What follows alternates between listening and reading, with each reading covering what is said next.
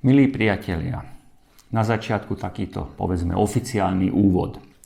V rokoch 2021 až 2023 prebehlo očkovanie na celom svete v značnej miere novou technológiou mRNA vakcínami. Táto technológia je úplne nová, po niekoľkých mesiacoch sa začali objavovať pochybnosti o účinnosti ako aj o škodlivosti týchto vakcín.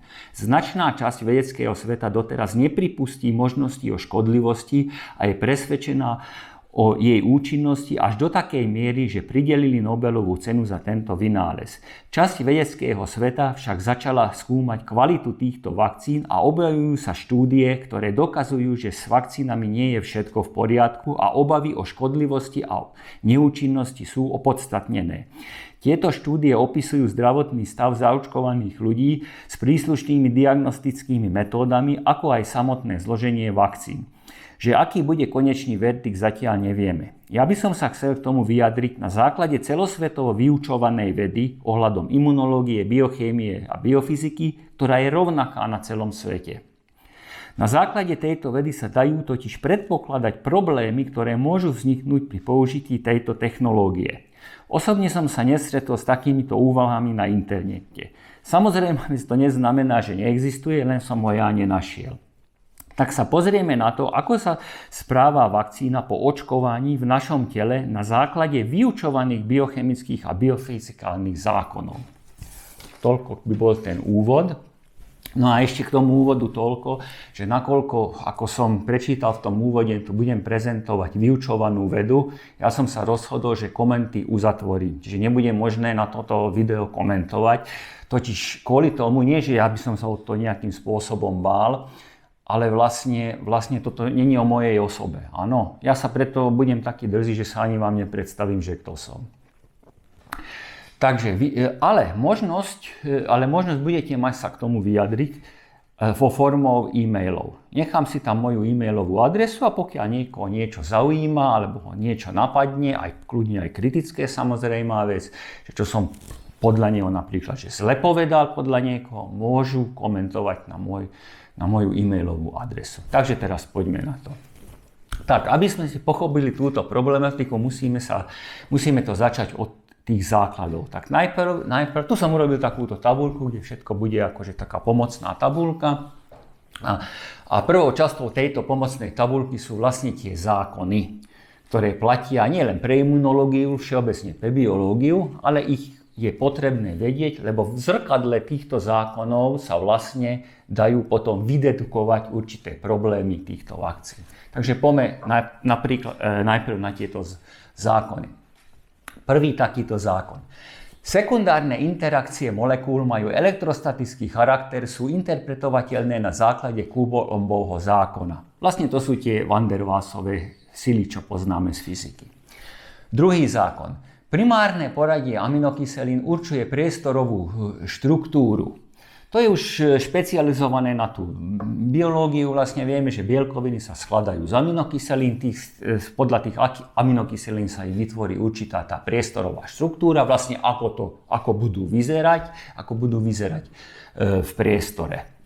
Vráťme sa to pánovi Christianovi Amphizenovi, ktorý to vlastne objavil a podľa neho vlastne postupuje celá veda ohľadom štruktúry aminokyselín.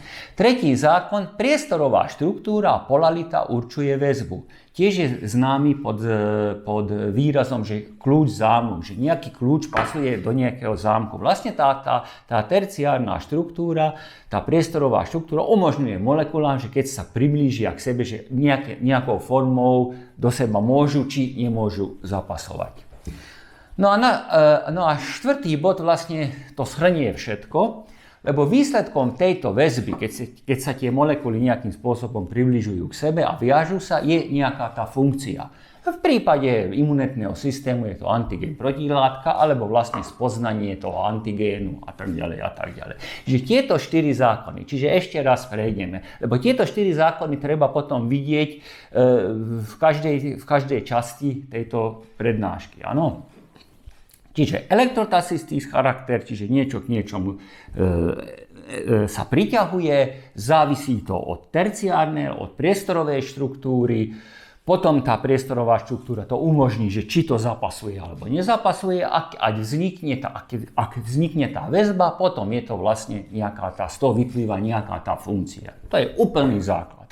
Čiže na základe, ešte raz opakujem, na základe týchto zákonov budeme postupovať. Tak najprv sa pozrieme na túto prvú kocku sem, že čo sa stane, keď nás infikuje vírus.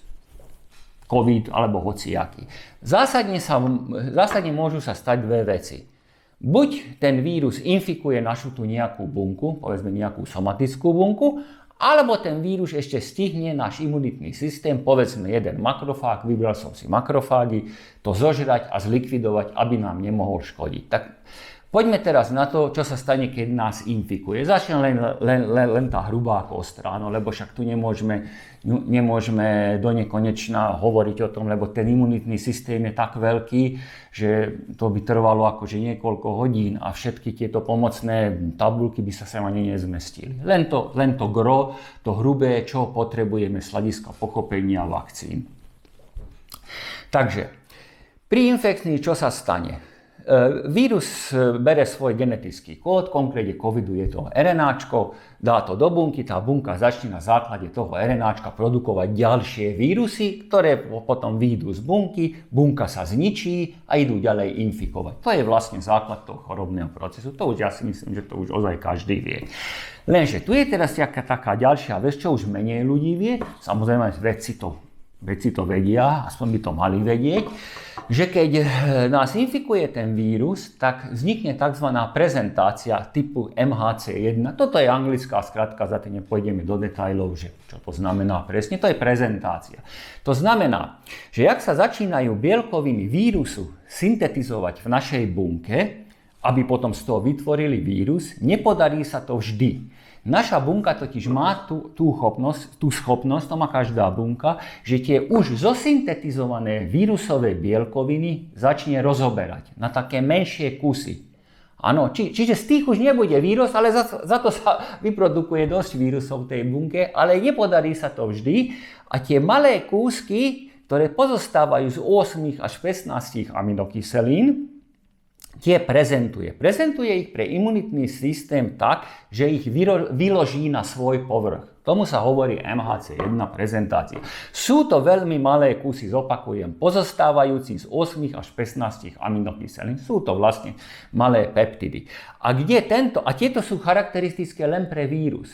Áno, toto náš organizmus pozná, že to je taká kombinácia aminokyselín. A tým pádom tá terciárna štruktúra je taká, ktorá sa nevyskytuje v našom organizme. A tu vlastne môžeme naviazať na tieto 4 zákony. Áno, je to v súlade s týmito 4 zákonmi, čo som tu na začiatku prečítal. No a potom na to nejaké lymfocyty, nejaké naše imunitné bunky, konkrétne je to tu TCD8+. Ja som to označil, ale nebudem teraz zase do detailov, že aké to má označenie, preto príjmeme to také, že imunitná bunka. No vlastne si všimne túto malú bielkovinu, tento malý oligopeptid, vidí, že je to v úvodzovkách vidí, že je to cudzí a podľa toho napadne. A všade potom, kde uvidí týchto 8 až 15 malých aminokyselín, týchto aminokyselín, tento vzor, tam všade bude útočiť. Podľa toho on potom bude spoznávať aj celý vírus. Ale aj naše bunky, ktoré boli už vlastne napadnuté a vtedy on vleze aj do bunky a potom on tam seká všetko, zničí celú aj našu bunku, aj vírusy. Preto sa nazývajú aj tieto bunky, že killery, že akože vražedné bunky. Toto je jedna vec. No a druhá vec je, že ten vírus zožerie ešte na začiatku ten náš makrofág. Čo sa stane? Stane sa niečo podobné. Podobné, ale nie je celkom to isté. Zožerie makrofág ten vírus a zase aj ten ho tiež rozoberie. A ten rozoberie ten hotový vírus. Nie v rámci jeho skladania sa, ale rozoberie ten hotový vírus. A ten hotový vírus takisto rozoberie na malé kusy, ktoré pozostávajú z 11 až 25 aminokyselín. Čiže tu už vidieť niečo, že tieto dve prezentácie nebudú rovnaké. A to je neskôr, že to bude veľmi dôležité, že prečo to nie je rovnaké. No a potom tieto kusy tiež aj makrofág vyloží na svoj povrch, totiž podľa týchto kusov sa bude produkovať náš imunoglobulín. Áno, Tieto kusy najprv sa naviažu na túto prezentačnú časť B lymfocyty a podľa týchto informácií tie B lymfocyty budú vlastne tie imunoglobulíny naše produkovať. Aby tie imunoglobulíny pasovali. Zase sme pri tom, áno, lebo tuto bude určitý vzor a on bude tiež produkovať určitý molekulárny vzor, aby sa to na to viazalo. Áno, to je tá. A takisto to ešte túto MHC2 prezentáciu, na to sa naviažujú aj tzv. Pomocné lymfocyty, ktoré sú prepojení s týmito skillerkami, s týmito vražednými a medzi nimi je určitá spolupráca ohľadom nášho imunitného systému, ktorú zase nebudem teraz to rozoberať, lebo to by bolo, že aká je tá spolupráca, ako to funguje a tak ďalej. Ale to je taký ucelený obraz celého. Áno, že keď nás napadne, ešte raz to shrnieme, keď nás napadne vírus, tak naša bunka už je síce zničená, ale prezentuje nejaké tie častice pre náš imunitný systém, aby imunitný systém vedel, že čo nás napadne. A keď to zožerie makrofág, rozoberie ho a tiež prezentuje určité časti, ale nie tie isté, pre náš imunitný systém, aby ďalšie časti, ako je napríklad produkcia imunoglobulínov, do toho zapojila. Že toto je taký základ. No a teraz do tohto základu my dajme tú vakcínu, tú mRNA vakcínu, že čo sa stane, jak sa zmení, alebo jak bude vyzerať tento proces, keď my dostaneme tú mRNA vakcínu. Áno, lebo mRNA vakcína funguje veľmi podobne v určitých súvislostiach ako samotný vírus. Lebo samotný vírus infikuje, začne sa tvorba vírusu. Predovšetkým jeho bielkovín, z ktorých sa potom poskladá ten vírus. No ale v mRNA vakcíne máme len kód, nie celého vírusu, ale je tam ten kód toho spajku, toho hrotu, s ktorým sa vírus vlastne viaže na bunky a vplyvom toho nás vie potom infikovať. Čiže není tam celý. No a tuto musíme vychádzať z jednej veci. Aby sme boli aj trocha tak číselne v obraze. COVID, a tu už ideme konkrétne na COVID má 30 000 nukleotidov. Áno, zhruba plus, mínus, podľa niektoré druhy menej. Za okrúhle nebudem hovoriť. To znamená, že je 30 000 nukleotidov, kto pozná biochémiu, pozná systém fungovania genetického kódu, to je 10 000 aminokyselín. Čiže jeho telo potrebuje vlastne 10 000 aminokyselín, aby sa poskladal na taký, aký je. Spike, z toho, tá spajková časť, má 4200 nukleotidov. Čiže z tých 4200 nukleotidov on tvorí ten spike. To znamená, keď to prepočítam zase na aminokyselín, to je 1400 aminokyselín. No a keď dostaneme tú vakcínu, tak tiež tá vakcína ide s dvojitým smerom. Buď to ide do tejto bunky, do nejakej bežnej našej bunky, alebo to ide do makrofágu. Tak teraz zase berme prvýkrát, čo sa stane, keď to niekde bude v somatickej bunke. Takisto začne sa produkcia spajku, nie celého vírusu, ale len toho spajku. No a z toho tiež budú takéto malé kúsky, ktoré pozostávajú z 8 až 15 aminokyselín prezentované pre nás organizmus. Podľa toho by mala vzniknúť tá imunita. Lenže tu je ten problém, ten číselný, že keď bude vyberať naša bunka týchto 8 až 15 aminokyselín na prezentáciu pre imunitný systém, nakoľko to bude také podobné, jak keď nás vírus infikuje. Prečo? Lebo tam tá bunka vyberá vlastne z tých 10 000 aminokyselín, nie z tých 1400, nie len z toho spajku. To nefunguje tak, že bunka vie, že z ktorých aminokyselín budú spajky a to bude prezentovať. A to podľa dokonca to je aj u každej osoby je to iné, táto prezentácia, lebo to závisí od genetického kódu tej infikovanej osoby. Čiže tieto častice, napríklad keď mňa infikuje COVID a bude tu nejaké poradie tých aminokyselín, infikuje to druhého človeka, už to už nebudeme mať rovnaké. Náš imunitný systém musí na to reagovať a každého vlastný imunitný systém na to reaguje. Čiže kde je predpoklad, že tu budú tie isté častice vlastne prezentované pre náš imunitný systém v prípade vakcinácie a v prípade ozajstného covidu. No, toto je prvá otázka. Aspoň by to malo byť aspoň by malo byť nejakým spôsobom zmerané, čo sa robí veľmi ťažko, že aspoň do jakej miery to bude percentuálne sa to podobať. Áno.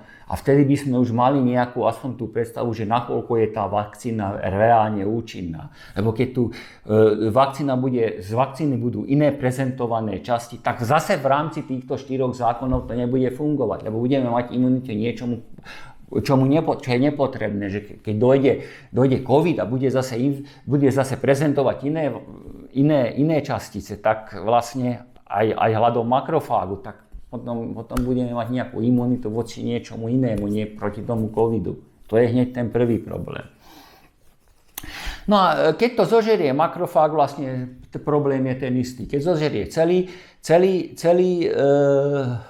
celý vírus, ten makrofág, zase dojde tej prezentácie, tie časti sú už aj iné ako tu, ale keď zožerie ten makrofág len spike, ten hrot, tak zase niečo bude prezentovať. Čiže jaká je tu harmónia medzi reálne prezentovanými antigénovými časticami, čo sa týka ozajstného vírusu a čo sa týka bielkovín, ktoré sme dostali pomocou tej vakcíny, vlastne, čo sa vytvorilo pomocou tej vakcíny. Čiže toto je prvá vec. No a teraz poďme ďalej. Toto je ešte taká menšia, ale to hovorí najmä o účinnosti vakcín. Teraz poďme na tie nežiaduce účinky, že čo sa môže stať. No a teraz ideme ďalej. Teraz budeme sa zaoberať s tým, keď makrofág vlastne príjme tú vakcínu. Totiž ten makrofág môže prijať tú vakcínu, dokonca to aj Pfizer potvrdil, áno, čiže tu vlastne hovorím to isté, čo Pfizer, že buď tá mRNA vakcína sa dostane do toho makrofágu priamo. Čiže nedostane sa do nejakej somatickej bunky, kde bude produkovať ten spike, ale priamo ide do nášho makrofágu. No a keď ide do nášho makrofágu, tak tu sa jedná vlastne už o infikáciu makrofágu. Lebo ono to do seba vtiahne, ale bude z toho robiť MHC jednotkovú prezentáciu. Lebo takisto tá mRNA vakcína v tom makrofágu začne sa chovať jak v somatickej bunke. Začne skladať ten spike. A takisto sa podarí našej bunke tento spike rozobrať, jak tuto, na tých 8 až 15 aminokyselin a začne to prezentovať imunitnému systému. Čiže to sa mi nepáči, že prečo naše makrofágy, ktoré sú tzv. Prvotné, ktoré hneď zaútočia na toho cudzinca, a najlepšie by bolo to vždy, že tie makrofágy tú chorobu zničia, že tie vírusy nebudú môcť rozmnožovať, tak táto vakcína ich infikuje. Čiže to není to isté, keď to zožerie spike. On ich infikuje. No aby to bolo ešte také jednoduchšie to pochopiť. No toto isté robí HIVčko. Áno, HIVčko infikuje makrofágy a infikuje TCD4, tieto pomocné imunitné bunky. A preto máme zníženú imunitu. To znamená, že v tom okamihu, keď sme dostali tú vakcínu a v tom okamihu na nás zaútočí hociaká iná choroba, nemusí to byť ani COVID, v tom prípade sme vystavení tej chorobe oveľa lepšie, jak bežne. Lebo vlastne vakcína nám vyradila tú prvotnú líniu. To je ten problém. Ja si pamätám, že najviac tí ľudia trpeli, ktorí dostali vakcínu a zároveň už mali COVID. A to ešte neviete, že jak silne máte ten COVID, alebo tú inú chorobu. Tedy to s vami dobre zatočí, áno? Lebo prvá línia je vyradená. Toto je tá prvá chyba, alebo niečo také prvé, čo je otázne, čo podľa mňa nepremysleli dopredu, že vlastne s tým, že infikujeme naše makrofágy, síce to prezentuje pre ten ďalší imunitný systém, ten antigén, ale tým pádom sme slabí. To je ako zoslabnutá imunita na začiatku. No a druhá časť je, že tento hrot sa niekde v tejto bunke vyprodukuje a potom ho už makrofág zožerie ako cudzinca, čiže vtedy plní tú svoju funkciu. Vtedy bude tá MHC2 prezentácia jak tu a to vlastne tie isté problémy, či sú tie súčiastky také isté a tak ďalej. Čo som na začiatku povedal. Čiže toto je ten prvotný problém. No a teraz poďme na ten druhotný problém. Na vlastnú autoimunitu. Áno, hovorí sa akože v literatúre vlastne tej vedeckej, ktoré sa s tým zaoberali, že zápal srdečného svalu, pohlavných orgánov, ladvín a tak ďalej. Ako sa to môže stať od týchto vakcín? Áno, bohužiaľ je tam tá biochemická cesta, že ako z toho bude hypersenzibilita tretieho typu, čo je vlastne druh autoimunitnej reakcie. Musíme vychádzať z toho, ako tu vidíme, že sú vyprodukované tie spajky alebo kusy tých spajkov. Áno, čo vyprodukovala tá vakcína v nejakej v tej našej, už hoci v ktorej tej našej bunke. Tieto sa uvoľnia. No a teraz zase dve veci. Buď tieto uvoľnené spajky alebo častice spajkov vedia naše makrofágy alebo už dokonca imunoglobulín, náš imunitný systém zničiť ešte včas, alebo to nezničí. A keď ich nezničí, tak tí začnú takto, tu som nakreslil, zhlukovať sa. Do takýchto veľkých zhlukov, áno. A to začne zhlukuje na základe týchto elektrostatických vedí, na základe terciárnej štruktúry a tak ďalej, a tak ďalej, a tak ďalej. Zase si prečítajte tieto veci a budete chápať, prečo vznikne takáto veľká kopa. No a to už môže byť taká veľká kopa, že ten makrofág to nevie zožrať. Lebo je moc veľké. Ináč náš imunitný systém je pripravený aj na tento prípad, že napríklad dostane nejakú veľkú baktériu, ktorá je väčšia ako ten makrofág, aj to musíme nejak zničiť. No a na to je ďalšia časť imunitného systému, ten komplement systém. Komplement systém je vlastne špecializovaný na takého veľkého nepriateľa. Ono to funguje tak veľmi jednoducho, tiež by som mohol opísať, že jak to funguje dopodrobná, ale jednoducho je to enzymatický systém. Má určité enzymy, respektíve enzym, tá konvertáza sa to volá, zase nepôjdeme do detailov, ktorá zničí tieto veľké baktérie. Ale zničí ho tak, že im rozoberie membránu. Jeho enzym je špecializovaný na membrány. Samozrejme, máme zase podľa týchto zákonov. No, táto kopka týchto spajkov sa nám niekde usadí na cieve. Áno.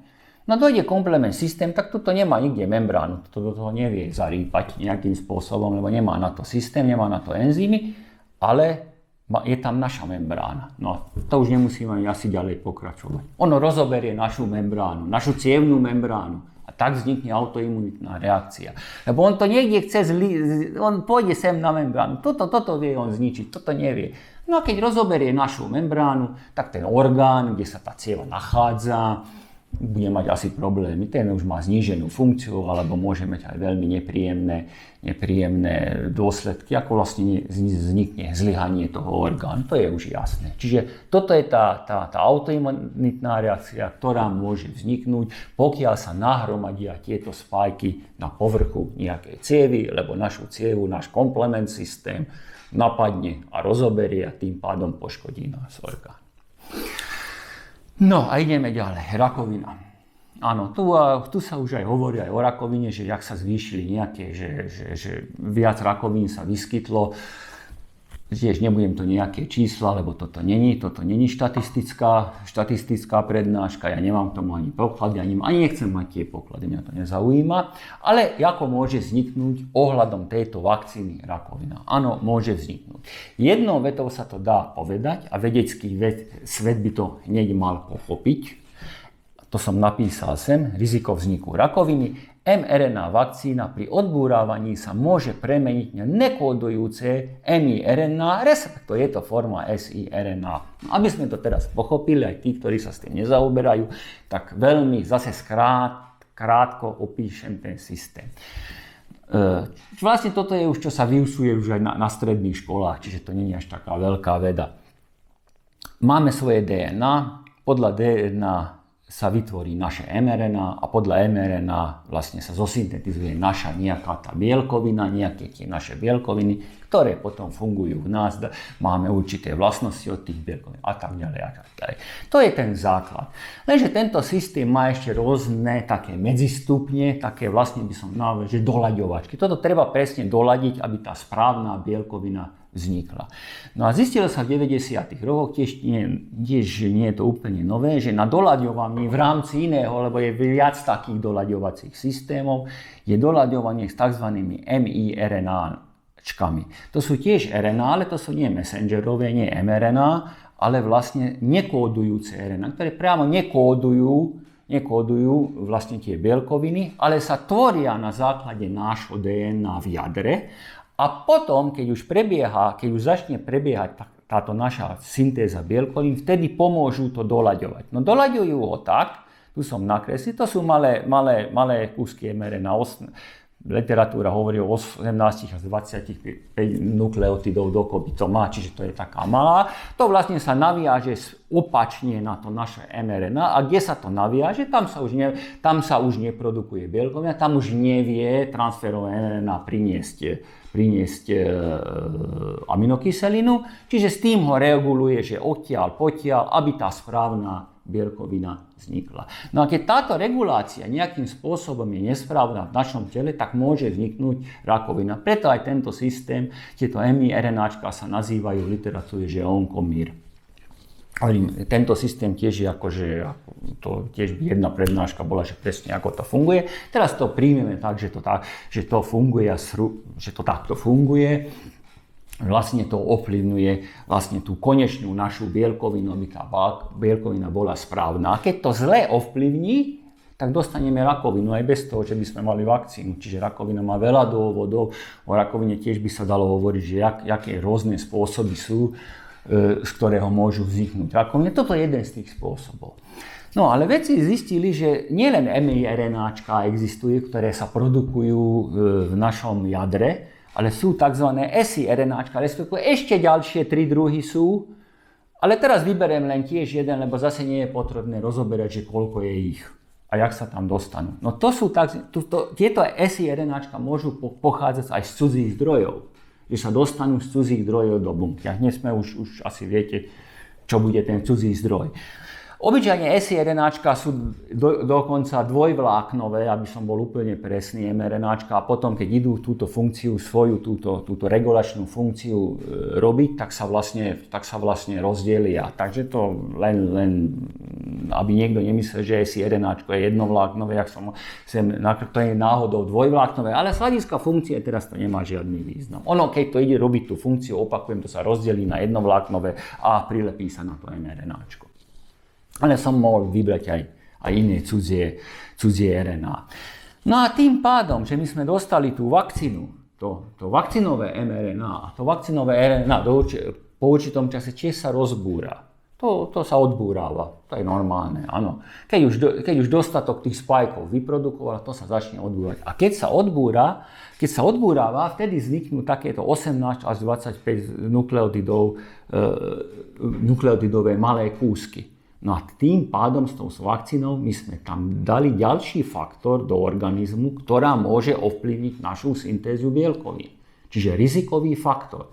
Ako rizikový faktor je to, že ten spike môže aj niečo iné robiť, ako len vyvolať tzv. Úvodzovkách správnu imunitnú reakciu. A toto tiež môže ovplyvniť naše mRNA, naše vlastné mRNA. A tým pádom už vznikne iná bielkovina, iná vlastnosť. A tým pádom môže vzniknúť rakovina, lebo tým pádom už môžu vlastne aktivovať protoonkogény alebo zastaviť funkciu supresorových genov a tak ďalej, čo už zase je sled mnohých chemických reakcií, ktoré za sebou akože sa tvoria v našom organizme. Čiže môžu robiť rakovinu v tom prípade, keď pri odburávaní mRNAčka, ktoré sme dostali vakcínou, vzniknú také časti, ktoré sa niekde môžu uchytiť na tom mRNAčke. Toto tiež nebrali do úvahy. Áno, oni tvrdili, že bolo tam, lebo ja som sledoval aj, že jak sa k tomu stavá Pfizer, že áno, že oni pozreli tie sekvencie a keď sa to odbúrava, to oni urobili tie sekvencie tak, že aby sa tvorili takéto kusy, ktoré nie sú typické na to, aby ovplyvnili toto mRNAčko. Lenže pozor, na to, aby to neovplyvnili, to by mali do určitej miery zmeniť vlastne to poradie nukleotidov a tým pádom by to už neprodukovalo ten pravý spike. Čiže tam je veľa protirečení, ale do toho teraz nepôjdem. Shrniem to, skrátka, dajú základ, bohužiaľ, dajú základ tieto mRNA vakcíny na to, aby ako nekódujúce a pri odbúravaní ako nekódujúce RNAčka ovplyvnili náš genetický systém a tým môžu vyvolať rakovinu. A tu ešte poviem k tomu, že aké je to mRNAčko vlastne, ktoré my dostaneme s vakcínou, ktorí to dostali, ja som to nedostal asi,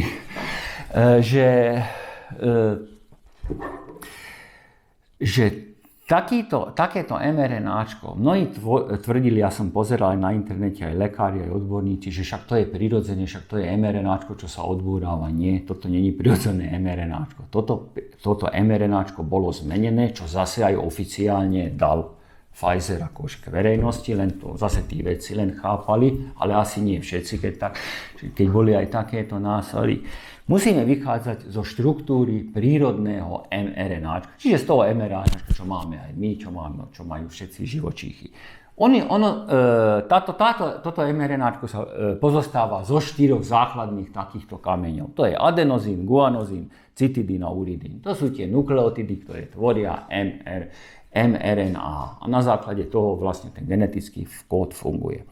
Lenže došli na to, že pokiaľ by podali takúto vakcínu s týmto zložením, týmto prírodným zložením, organizmus to automaticky vyhodí, čiže nebol by schopný produkovať spajky, lebo organizmus to spozná, že toto sem nepatrí, jak môže samotné RNAčko byť v krvi, i keď to aj zabalili do toho tuku, aby vlastne tou našou imunitou to nejakým spôsobom schovali, aby tú vakcínu, tú partikulu nezničilo už hneď na začiatku. Ale došli na to, že najlepšie to bude, keď túto poslednú časť, túto posledný stavebný kameň, tento uridín, vymenia za pseudouridín, vymenili ho za pseudouridín a ešte ho metylovali. Čiže v mRNA vakcíne každý uridín je nahradený metylovaným pseudouridínom.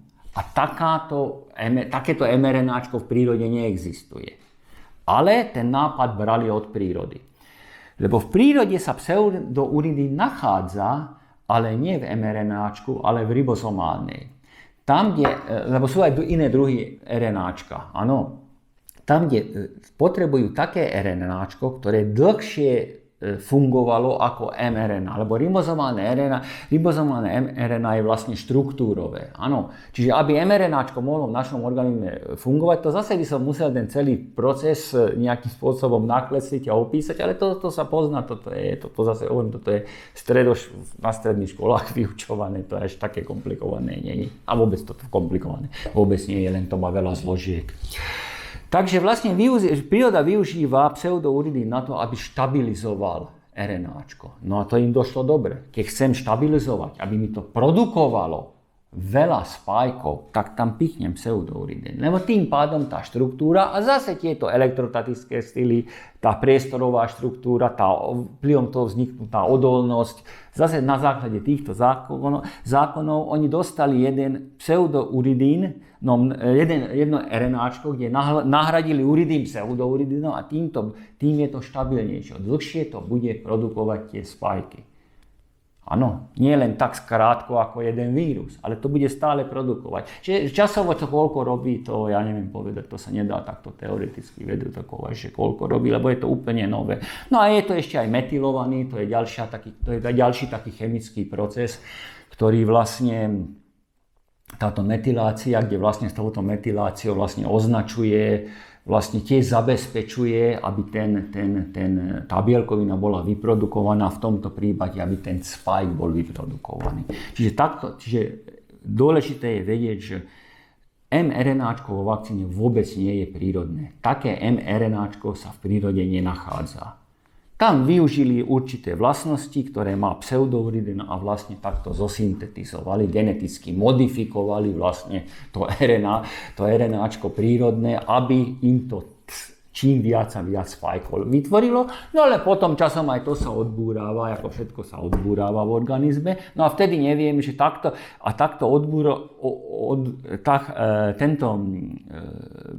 tento pseudouridínom a metylovaným pseudouridínom vytvorený mRNAčko, jak sa bude na tieto malé kúsky rozkladať, že jak to bude s týmto mRNAčkom fungovať, to je úplne nevypočítateľné dopredy. Možno, že práve bude také aktívne časti robiť, ktoré veľmi aktívne budú zasahovať do RNAčka a tuto tiež budú dosť stabilné vplyvom jeho štruktúry. Čiže aj ten teoretický, aj ten rakovinový proces bude trocha predĺžený. Čiže aj tie rakovinové bunky vplyvom toho môžu sa lepšie tvoriť a najmä rýchlo sa tvoriť. To vychádza zase z tejto štruktúry. Áno. Ale toto je silne teoretické a preto sa malo nad tým aj zamysleť, že keď toto pustili do obehu, lebo toto sú ozaj reálne možné biochemické a biologické cesty, ktoré môžu vzniknúť a samozrejme nevzniká u každého. Treba si uvedomiť, že keď ja vytvorím nejaký spike, už len ten spike v organizme, že tá čiastočná bielkovina sa bude úplne ináč chovať, môže mať úplne iné účinky, zase vplyvom týchto 4 zákonov, aký je to súčasť víru. Áno, to je jednoducho, lebo tu vždy štruktúra určuje funkciu a jeden separé spike má inú štruktúru, ako keď je to naviazané na tom víre. Áno, to je úplne ináč sa bude chovať. Veľmi jednoducho to poviem, aby pre tých, ktorí nie sú v tomto zbehli, že vy máte koleso na aute. Keď vy namontujete koleso na aute, tak v tej prevádzke to auto ide s tým kolesom. Potom toho kolesa vlastne vie ísť na ceste. Ale keď vy budete mať len kolesa a vyhádžete to na tú cestu, tá reakcia, ten dej nebude taký istý. Je to veľmi jednoducho, ale je to tak. No, tak sa to dá chápať, že preto treba, keď ja idem nejakú časticu vyprodukovať v našom tele, tá častica sa môže úplne ináč chovať, keď tá častica je časťou niečoho. To je úplný základ a to práve sa preto môže chovať, že zase sú tieto 4 zákony, vždy sa k tomu vraciam, z toho všetkého to vychádza. No a teraz úplne na konci, povedzme, že toto všetko sa časom vyrieši. Neviem si to predstaviť, že ako. Predstaviť to viem, lebo teoreticky sa dá hovoriť o všetkom. Ale povedzme, že toto už nebudú problémy. Nebudú vedľajšie účinky, nebude hypersenzibilita, nebudú to infikovať naše makrofágy, bude tá prezentácia rovnaká, nebude žiadne riziko rakoviny nebude. No ale COVID, a to je ochorenie, ktoré napadol nás, ten vírus, náš dýchací systém. No a vlastne nás to ničí na tej sliznici. Či už na nosnej, či už v hrdle, alebo v horšom prípade sa to dostane na plúca. No ale náš organizmus na sliznicu vytvoril vlastný, zvlášť na to typ imunoglobulínu. A to je Ačko. A keď vy dostanete hociakú dobrú, vymakanú vakcínu do svalu, tak to vám nebude aktivovať imunoglobulín Ačka, ale len Gčka. To bude na to maximálne dobre, že keď ten COVID ďalej nejakým spôsobom postupuje do vášho organizmu, alebo ten vírus, to je už jedno, tak tam vás tie imunoglobulíny Gčka budú chrániť, lebo tie sa vyprodukujú vplyvom vakcinácie do svalu. Ale imunoglobulín Ačko sa vám nevyprodukuje, preboha. To vnímame cez sliznicu. Preto máme každý rok choroby, čo sa dýchacích systémov. Preto máme chrípku každý rok. A tá sliznica je veľmi špecifická. Ďalej, z imunoglobulína Ačka organizmus vyprodukuje niekoľko násobok viac Gčka v prípade choroby. Áno. Síce v krvi máme imunoglobulín Ačko len takých 15% a 80% je toho Gčka, potom sú tam ešte niektoré, ktoré teraz nie sú dôležité, ale vlastne produkuje a stále to tlačí na tú sliznicu. Stále nás chráni. To je neustály boj. A preto neustále bojujeme s tými chrípkami. Áno, vždy sa to vráti. Či je tam dostanek imunoglobulínu Ačka. Rýchlo to musí táto B lymfocyta to poskladať a zase množstva tam vytlačiť. A niekedy tie množstva nestačia. Keď nie je dostatočné množstvo, tak je tá horšia tá chrípka. Alebo ten COVID, to je úplne jedno, je to na sliznici. Takže proti chorobám, kde vírusy vlastne nás ničia na tej sliznici, tam treba úplne iným systémom. Tam už boli také pokusy, že sprejové, že cez sliznicu, ale tam stále s tým biológia, s tým náš organizmus má problém. Tlačí imunoglobulín Ačko, aj keď zoberiete štruktúru, Keď preštudujete štruktúru imunoglobulínu Ačka a imunoglobulín Gčka, to je úplne iná štruktúra, iná veľkosť, ináč je tam iná sú usporiadané tie vazebné miesta proti tomu antigénu. Čiže to aj tak nepomôže. Keby aj tá vakcína bola. Áno, tá vakcína, keby z tej vakcíny odstránili všetky tieto veci, tak by bolo dobré na to, že tá vakcína bude chrániť proti tomu covidu, aby ten covid nám po prípade nenapadol, čo aj mladviny, áno. Ale na sliznici nám to aj tak nepomôže. Ja som sa čudoval trocha tým lekárom. Tak asi toľko. Ďakujem.